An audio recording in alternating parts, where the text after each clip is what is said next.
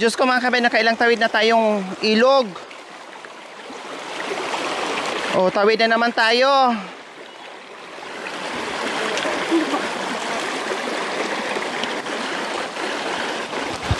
Ay, oh. Ayan, sunat ka na.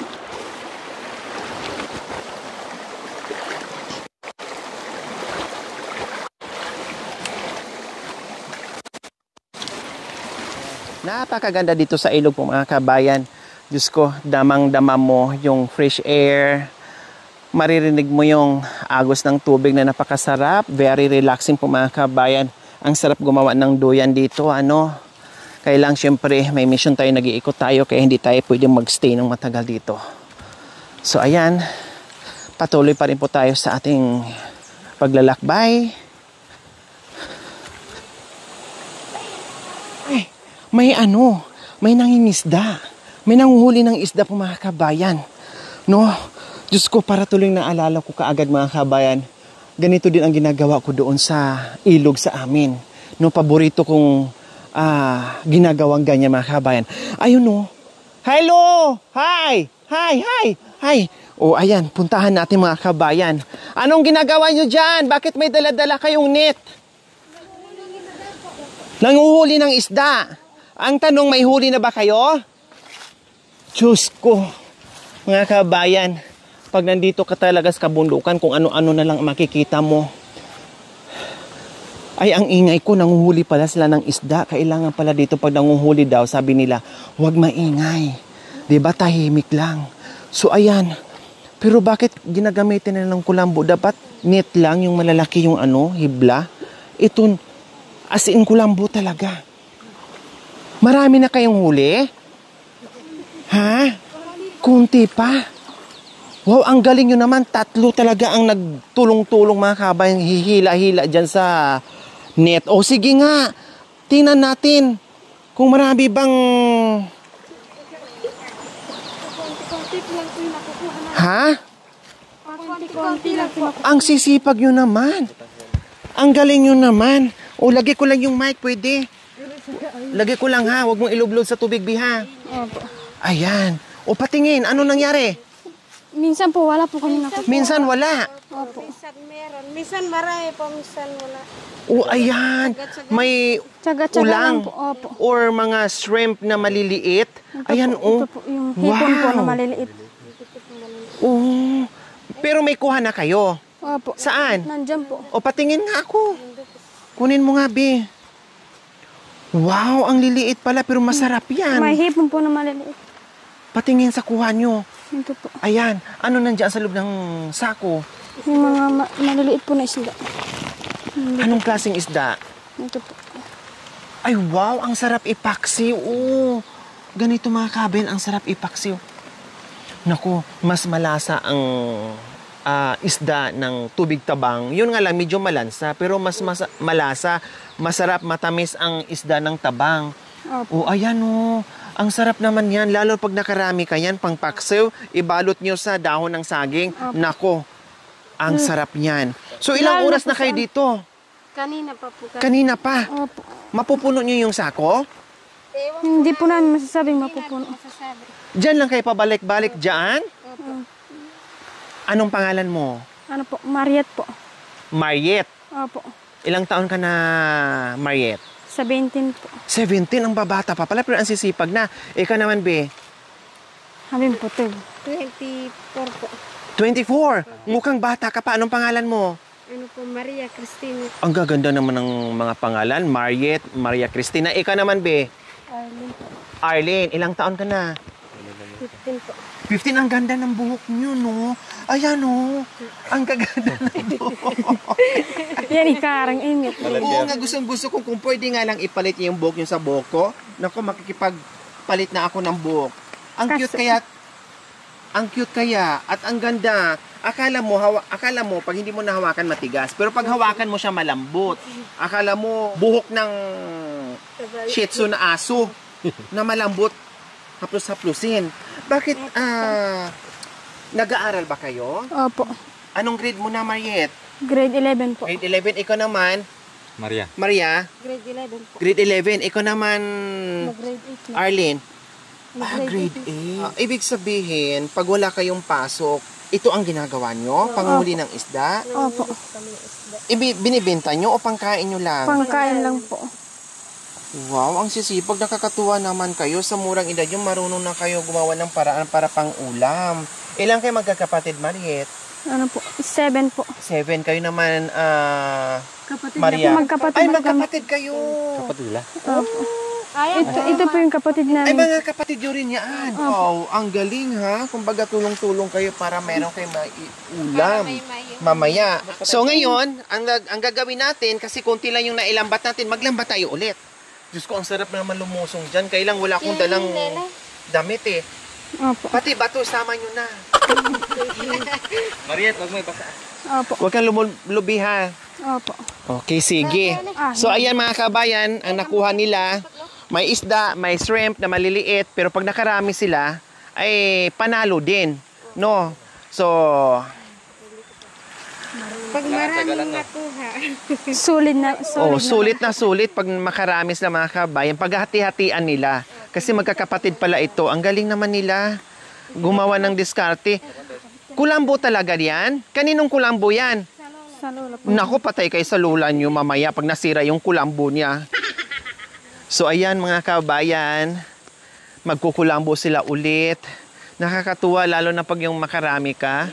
Matutuwa ka mga kabayan. No, medyo malalim ang pagkukuhaan mo para nandyan kasi yung mga isda eh, 'di ba? Pero yung iba nakasiksik naman sa bato, no, pumapailalim sa bato. Yung iba, kung sa Bisaya, ang galing lang manikop, no, manghuli ng isda kamay lang sa mga bato-bato, ilalim ng bato, ganyan ang ginagawa nila. So ito, ginagamitan nila ng kulambo kasi nga mahirap lalo na pag maliliit, hindi basta-basta mahawakan para salo lahat.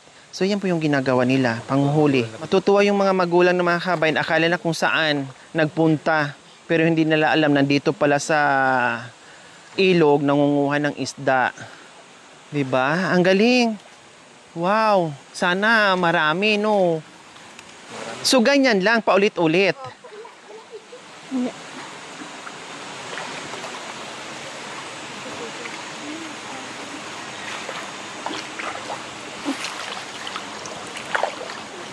So ayan po mga kabayan.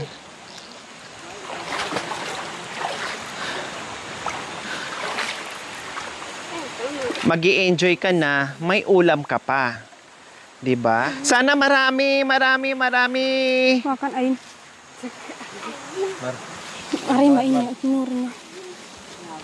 Ay, ayun. Ayun nga, oh. Masarap ano yan, parang isangag lang style, kumbaga. Lagyan mo ng kunting mantika. Kahit sa dahon yan. Oh, okay, balutin mo sa daon ng saging. Nakakatuwa na. Ang sarap na niyan. Wow! Ayan doon. Nagtatalunan. Lumulundag pa talaga. Fresh. Ito. Hindi po yun. Ito yung Mariet. Meron. Oo. Ay, may isda. Ayan. Oo. Dalang tiyaga, no? Diba? Balit lang. Mas maganda ba yung panghuli ng isda na malabo yung tubig or yung malinaw? Or yung kababaha lang? Mas maganda po yun.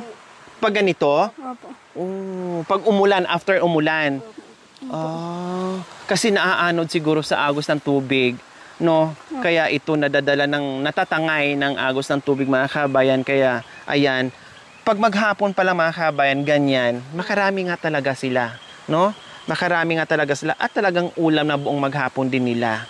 Bakit napakasipag mo, Mariet? Anong gusto mo sa paglaki mo? Kasi nag-aaral ka, tama yung ginagawa mo. Masipag ka manghuli ng isda, masipag din mag-aral. Para hindi habang buhay na nandito ka lang din sa ilog, no, pangunguha ng isda o ano pa man. Siyempre, kahit papaano pagdating ng panahon, mabago yung buhay. Anong kurso kunin mo sa pagdating ng, halimbawa, makapagkolehiyo ka? Ano po? Criminology po. Criminology. Bakit? Gusto mong magiging pulis? Kasi para matulungan ko po yung nanay ko po kasi nag-iisa na lang po siya. Bakit nag-isa? Nasaan si papa mo? Namatay na po. Oh, kailan lang? Matagal na po. Nung grade 9 po ako. Kaya pala ang sipag-sipag nyo, ngayon, buti lang tinanong kita, kaya pala ang sipag-sipag nyo, kasi wala na kayong father. Opo. Kumbaga si mama nyo na lang ang bumubuhay sa magkakapatid na 7 kayo. Opo. Anong trabaho ni mama? Nagtatrabaho lang po sa bukid. Nagtatanim po ng ano. Anong mga pananim nyo? Yung mga luya at saka po gabi. Sino ang katuwang ni mama sa pagtatanim? Kami lang din po. Kayo, tumulong. Opo. Kaya pala ito ginagawa nyo na kahit papaano, meron kayong maipaulam doon sa mga maliliit yung kapatid. Opo. Kaya ganun kayo kasipag kasi wala na pala kayong magulang na lalaki. Opo. Kadalasan po mga kabayan, no, pag wala ka talagang magulang na lalaki na yung naghanap buhay, ang mangyayari kung sino yung nakakatandang kapatid, yun ang tumutulong sa nanay. Kumbaga sila ang sumasalo o naging katuwang doon sa obligasyon na iniwan ni father, no, na para makaraos sa buhay-buhay, makasurvive sila. So, yun pala ang reason kung bakit nagsisipag itong magkakapatid, panguhuli ng isda, dahil wala na silang magulang na lalaki. So, gusto mo maging pulis. Ikaw naman, Maria, ano naman ang gusto mo kuning kurso? Teacher po. Guro. Bakit gusto mo maging guro? Ano po, para po maturuan ko yung mga kapatid ko. Saka matulungan ko yung nanay ko. Kadalasan ng mga kapatid natin katutubong Aitas, guro. Kasi salat sila, dating panahon, lalo na doon sila sa Mount Pinatubo, na malayo sa Kabiasnan, na malayo sa school, na wala talagang chance o walang paaralan noon. Buti ngayon namulat na yung mga iba, yung bagong generation ngayon ng mga katutubong Aitas na kahit papaano meron ng pumasang Aita na naging pulis. Nabalitaan niyo po yon? Opo. Isa ka rin doon sa pangarap mo na matutupad yan, walang imposible, basta patuloy lang. So, yung iba naman ay nakakapag-aral, nakapag-abroad na dahil mulat na sila ngayon sa bagong henerasyon na makapag-aral, yung edukasyon na tinatawag. Unlike before, sa mga nunuan nila o mga nanay-nanay nila, hindi uso yung pag-aaral sa kanila. Bukid ang pag-aaral nila mga kabayan. Kaya sa tulad nila ngayon na bagong henerasyon, natutuwa tayo na namulat na sila sa edukasyon mga kabayan na ito ang magiging way sa kanila, sandata sa pamumuhay nila in the future na pagdating ng panahon na maiba naman yung cycle ng pamumuhay na hindi lang dito yung buhay nila kundi aangat o tataas o aangat or the more pa. So ganun, nakakatuwa. Ikaw naman, Arlene, anong kurso mo? Teacher din. Halos lahat ng mga katutubo mga kabayan pangarap nila, guro. Kasi dati sila na parang malayo sa katotohanan na makapag-aral sila, na matuto sila. So ngayon naman na natuto na sila, gusto din nilang ipamalas yung kaalaman nila doon sa mga new generation pa. 'Di ba? Kumbaga yung kaalaman nila isaling din nila doon sa new generation, cycle ng new generation. Ganun po mga kabayan, nakakatuwa. Walang imposible sa ginagawa yung pangarap niyo mga pag-aral kayo. Pasok ka na, 'di ba? Isang buwan lang ang bakasyon. Opo. Sa July pasok ka na ulit. O kumusta naman? Saan kayo kukuha ng panggamit? Kasi gagastos ka na naman, bibili na naman ng ganito, bibili na naman ng ganyan. Mga ngalakal na lang po sa bukid. Anong tulad ng anong Tulad pangangalakal? ng mga saging po. Tsaka po mga papaya. Binubuhat nyo Opo. mula dito papunta sa Baryo po. sa baryo para maibenta nyo. Opo. Pambili nyo ng Mga bag po at saka po ganun. Grabe no. Alam nyo, sa murang edad nyo, sa sakripisyo nyo, sa ginagawa nyo na gusto nyo makapag-aral, pagdating ng panahon, nakikita ko na may mararating kayo. Kasi alam nyo kung bakit? Dito nga, kayang-kaya nyo eh. 'Di ba? Kayang-kaya nyo yung hamon ng buhay kahit mahirap pero hindi kayo. Nakitaan ko pa kay kanina, nakasmile. 'Di ba? Pero pagdating sa bahay ng makabayan, baka wala pang maisain. Baka wala pang makain. Baka wala pang maghahanap sa kung ano. Pero yung smile ng mga kabayan, nandyan. 'Di ba? Positibo sa buhay.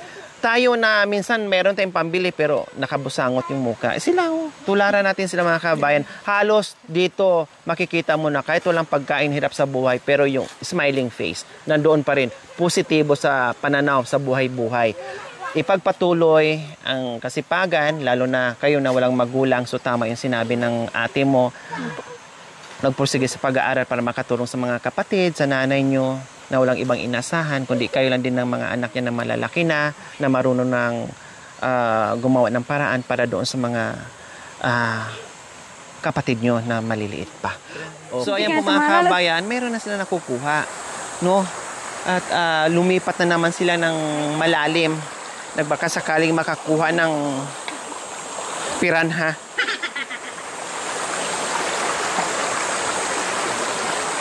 Hindi kayo natatakot dyan? Baka may buaya? Hindi po. May ahas? Matagal yun ang ginagawa yan? Opo. Wala po kami ng pambili. Walang pambili ng ulam, kaya dito na lang kayo nangunguha. Wow. Lublob ulit.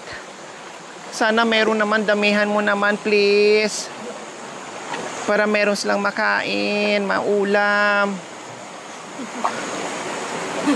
Sana isang buayang malaki. Para malaking karne. Malakas na. Diyos ko, kung may dala na akong damit, bisan, lulublob na ako dyan. Naiinggit na ako sa kanila. O ano, kumusta? Meron? Medyo po. Meron? Meron? Oh, meron daw. Naikit mo. Oh, sige. Oh. Hey. Yung iba kasi mga kabayan, ginaganyan nila, oh, magaling sila. Dito, oh, dinudukot nilang ganyan, no? Dinudukot nilang ganyan, may mga isda. Yung iba, hindi na ginagamitan. Kailang, mahirap yung pag hindi mo mahawakan. Maliliit pa kasi kakaulan na Ito kasi, oh, sigurado ka, masalo dito. Baka po Diba? may pawit. Ay, ito, medyo malaki. Ayan, ang galing. Oh, di ba sayang? Oh, ayan, oh. Oh, tumatalon-talon pa. Oh, daan-dahan, baka mamaya makawala. Nasaan yung sakubi? Ayan, oh. Ay, madulas. Pero lalaki pa yun, di ba? Ay, oh, ayan. Oh, di ba? Fresh. Ito po kanin yung medyo. Ito, oh, malaki nga, oh. Oh. Oh, dalawang subuan din, ah. Dalawang subuan, sayang. Oh, may 3, 4. 4. Oh, ito pa. Meron pa. Ayan, sayang. Ito. Yan. Oh. Di ba? Oh. Oh, yun pa. Oh. Meron pala eh. Oh, ayan. Di ba? Ang galing. Kailangan lang talaga ito matyaga ka. Opo. Bawal mapagod. Kasi, hindi lahat ng pagkakataon tuwing lubog mo sa tubig ay may makukuha. So, ayan po mga kabayan. Siyempre, may isda. Meron ding pako dito na fresh. Na ang sarap. Kamatis lang yan at itlog na maalat. Ay, naku, swak na ang freshness ng pako dito sa kagubatan. Ang sarap-sarap po mga kabayan. Sa hindi nakakaalam na ang pako masarap, naku po mga kabayan, tikman nyo po. Napakasarap. Kahit yan lang ang ulam nyo, naku, panalo na kay mga kabayan. Siyempre, nandito na tayo. Nanguha natin ng isda. Kundi manguha tayo ng pako. So, ayan po mga kabayan, ang pako. Ang sarap nito. Kahapon may nagbigay sa akin ng 3 big kiss na pako. Ang sarap. Sabi ko ni Tia, haluan mo nang ng kamatis yan at saka ito na maalat. Ayos na. Kaya mamayang gabi, ito ulamin ko pag uwi. Mangunguha, Mariet, ng pako. Dito po. Ayan, okay, sige.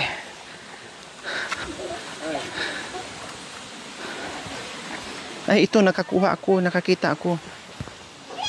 Maliit nga lang. Oh, ayan oh, mga kabayan. Oh, alam ko na. Alam ko na manguha ng pako. So, doon tayo.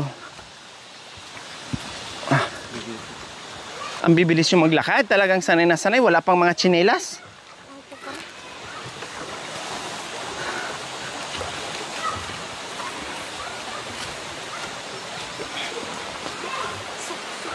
Ang kalaban mo lang dito sa pako mga kabayan, baka may ahas, no? Opo. Nakakulay ng pako na nakaganyan din.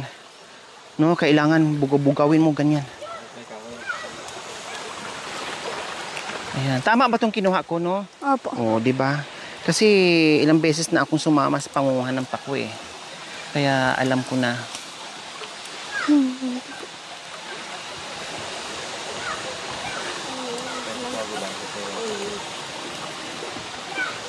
Ito, pag matanda na napako. Ha? Hindi to pako? Hindi. Akala ko pag matanda, ganito na. Ito po, pag matanda iba na po, pala. ganito na po. Yun. Oo. Akala ko, ano niya, pag may edad na yung pako, pag matanda na, pag magulang na. Ay, ito, kailang wala pang ano. Oo. Pwede to. Malambot to, nakakain na lahat. So, ayan. Ganyan sila dito. Lahat ay sariwang pagkain. Yung isda nila, hinuhuli. Yung pako nila, dito din pinipitas. Mga kabayan, nakakuha na rin kami ng pako. Buaya na lang mga kabayan ang hindi pa namin nahuli-huli. No? Yun ang pangsahog dito sa pako. Saan ba tayo makahuli ng buaya? Wala po. Wala dito? Wala po. Maglalagay pala ako dito ng buaya. So sa aming paglalakbay sa umagang ito mga kabayan, sa magandang lakbayan, sa magandang tanawin, napakagandang lugar. Diyos ko, kung malapit lang to sa aming mga kabayan, araw-araw nandito ako siguro, no, nakatambay. Kailang malayo tayo, pag nandito tayo, sinusulit na natin, ninanamnam na natin yung kabundukan. Nawiwili ako minsan sa mga ganitong lugar dahil taong bundok din po ako. Pinanganak ako, no, bundok hanggang lumaki ako hanggang grade school, no, doon ako nag-aaral hangga't napadpad ng bayan, pero pabalik-balik pa, punta-punta pa rin sa kabundukan paminsan-minsan, no? So, sige, nandito tayo mga kabayan sa mga lugar ng mga katutubong Aitas. Dito natin sila nakikita, iba't ibang klase yung ginagawa nila mga kabayan. May mga bata, matanda, senior, na iba-iba yung ginagawa nila, iba-iba yung sipag.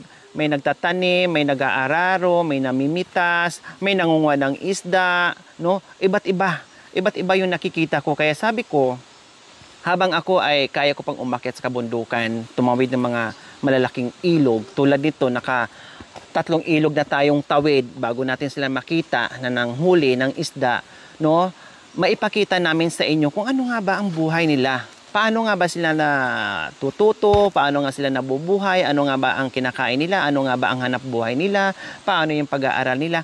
So ito yung ginagawa natin ngayon. Pinapakita na mamulat tayo. Ay, ganyan pala sila. Iba na pala yung buhay nila noon. Ngayon, malaki na pala ang pinagbago. Na matutuwa din tayo, no? Sabi nga nila, yung mga tulad daw nila, parang kinatatakutan. Yung iba nga sinasabi nila parang pinandidirihan. Yung iba parang kinukutya. Ngayon iba na po ang buhay nila. Tulad nito, masisipag mag-aral, masipag sa hanap buhay dito sa kabundukan, masipag mag-aral, may pangarap. Iba na. Kung anong buhay nating mga unat, ganun din po ang buhay ng mga tinatawag natin na katutubong Aitas. Parehas lang. Buhok lang po ang naiba. Isip, puso ay iisa. Parehas lang po na nangarap, na gustong mamuhay ng normal na tulad sa atin, may pangarap, gustong may marating. Ganon din po sa kanilang mga kabayan. Kaya lalo akong napamahal sa mga tulad nila. No, lalo akong napamahal, napahanga, na sa tagal kong panahon na pabalik-balik dito sa kabundukan na nakikita ko, lalo akong na-touch, lalo akong kinukulot yung puso ko at nagiging malapit yung puso ko sa mga tulad nila. Kasi nga, nakitaan ko na super sipag. No? Super sipag, hindi madamot. Tapos makikita mo, sobrang hirap, pero smiling face pa rin. No? Hindi mo makitaan na nakabusangot. Ganyan po sila. Pag pupunta ka dito sa kabundukan, no? Talagang i-entertain ka, kausapin ka, i-hi ka. Yung ganong klaseng buhay dito. Okay, sige, ganito na lang. Kasi sabi nyo sa akin, ay nag-aaral kayo. Tama? Nag-aaral. Grade 8 ka, be? Mag-grade 8 na po itong ganito. Itong pasukan. Kasi ang bakasyon natin ngayon, isang buwan lang. Sa July, pasukan na ulit. No? So, si Mariette naman ay grade? Magiging grade 12 na po sa pasukan. Ay, itong pasukan. Okay, so si Maria, si ate, parehas kayo. Ano po, grade 11. Grade 11 itong pasukan. Mas nauna si ading mo. Nag-stop lang po kasi ako kasi tinulungan ko pa po yung nanay.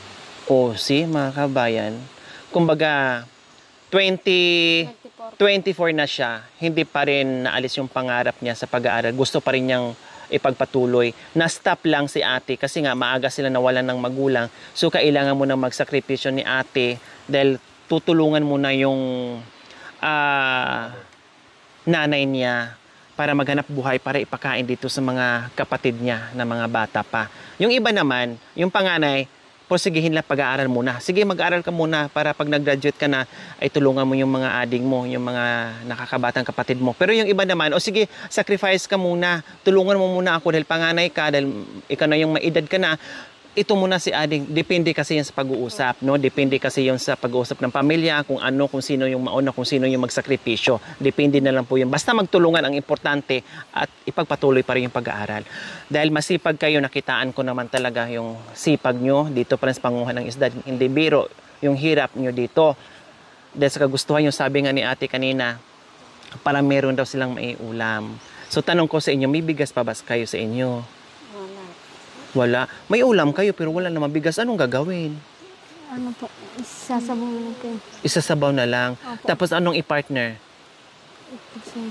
Kahit saging na lang po. Saging saba, ilaga. Opo. Kukuha Oh. po kami ng saging mamaya doon sa lola namin. Ibig sabihin, pag uwi nyo mamaya, dadaan kayo doon sa sagingan ng lula nyo para manguha, para may ilaga kayo. Okay. So, sa pasukan, July, Arlene, mayroon ka ng gamit? Wala pa. Ikaw, Mariette, may gamit na? Ano po? Wala pa. Ikaw, Maria, wala pa. So, anong gamit ang problema nyo sa pasukan? Ano po, bag po. Bag, Saka po, ballpen. ballpen, papel, Saka po lapis. O maglapis ka po. lapis, ano pa? Ano po yung... Mga gamit sa school supply. Mga ganon, school supplies. Okay, sige. Sa pasukan, babalikan ko kayo. Bibigyan ko kayo ng mga school supply. Para hindi na problemahin ng mga magulang nyo. Hindi nyo naiisipin kung saan kayo kukuha. Kumpletuhin ko na yung mga school supply nyo. Bag, papel, pencil, notebook, etc. etc. Wala na kayong problema sa pasukan. Ha? Ako na bahala doon. Babalikan ko kayo. Okay? So, ayan po mga kabayan. No? Ako'y natutuwa. Makitaan ko ng sipag sa pag-aaral. No? Ay tulungan natin. Malay natin, isa sa kanila. O lahat, gusto ko sa lahat sila ay makapagtapos sa pag-aaral. Maging guro, maging pulis, maging guro. O, ang sarap sa pakiramdam na kahit papaano ay meron kang nabigyan na tulong na makapagtapos sa pag-aaral. Ang sarap sa pakiramdam. Kasi lalo silang magpursige na ma-motivate pa natin lalo sila na meron sumusuporta at nakaka-appreciate sa ginagawa nilang pagsipag sa pag-aaral nila. Kaya magbigay tayo ng mga gamit nila sa pasukan. Okay, so Maria and Mariette and Arlene, huwag yun ang problemahin yung gamit nyo, ha? O, basta ang pangarap nyo lang ay ito pa rin. Tiisin yung hirap ng buhay. Huwag kayong magpa-apekto sa buhay na dinadanas nyo ngayon. 'Di ba? Nakayanan nyo nga na wala kayong father, yung pag-aaral pa kaya na simple lang hawakan mo lang yung ballpen at papel. Yun lang ang hawakan. No, yung pagbubuhat nga na mabibigat, kaya nyo nga 'di ba? Yung pakaya, yung papel at ballpen lang hawakan nyo, kaya nyo rin. Kaya gusto ko lahat kayo ay makapagtapos, masungkit yung rurok ng tagumpay pagdating ng panahon. Okay? So yun lang. Basta, bahala na ako doon sa school supply nyo. Babalikan ko bago magpasukan. End of this month siguro or first week of July. Basta bago magpasukan, ihanda ko na lahat ng mga gamit nyo. Siyempre, uniform. Nag-uniform ba kayo? Opo. Anong kulay ng uniform nyo? Kulay white po. Pwede naman siguro. Halimbawa, puntahan ko kayo, isama ko kayo sa bayan, o kuha kayo kung ano yung kailangan yung school supply para masukat ang uniform, masukat ang sapatos, yung black shoes, medyas, o pwedeng ganon. Pwedeng minsan na isama namin kayo sa bayan para kayo na ang mamili doon sa mga school supply na kasama ako. Pwedeng ganon? Okay, sige. May boyfriend?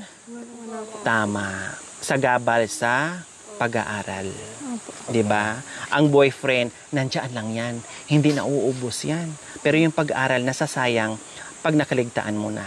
'Di ba? Ang boyfriend hindi na uubos 'yan. Kahit tumanda kayo, kahit 80 anyos na kayo, pwede pa rin kayo mag-boyfriend, mag-asawa.